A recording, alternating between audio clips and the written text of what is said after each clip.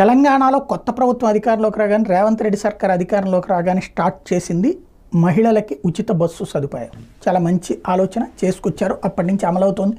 అనేక మంది మహిళలు సద్వినియోగం చేసుకుంటున్నారు. అయితే అసలు పాయింట్ ఏంటంటే ఇప్పటిదాకా టీఎస్ఆర్టీసీ ఎవరైతే ఎండీ చెప్తున్నటువంటి లెక్క ఏంటంటే 90 కోట్ల మంది మహిళలు ఉచిత ప్రయాణం చేశారట.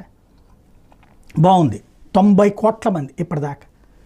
ఈ డబ్బులు అంటే వీళ్ళది ఎంత అవుతుందో, వాళ్ళకి జీరో టికెట్ ఇస్తున్నాం, ఆ డబ్బులు ఎంత అవుతుందో మనకు తెలుసు కదా. అది ఎవరివ్వాలి?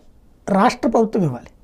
ఆ డబ్బులు భరించాలి కదా, మనమే ఫ్రీగా కాదు కదా. ఆర్టీసీ అనేది ఉచిత సంస్థ కాదు కదా. ఆర్టీసీకి ఈ టికెట్ల ఖర్చు ఎంతైతే అవుతుందో అది రాష్ట్ర ప్రభుత్వం భరించాలి కదా. అది భరిస్తోందా?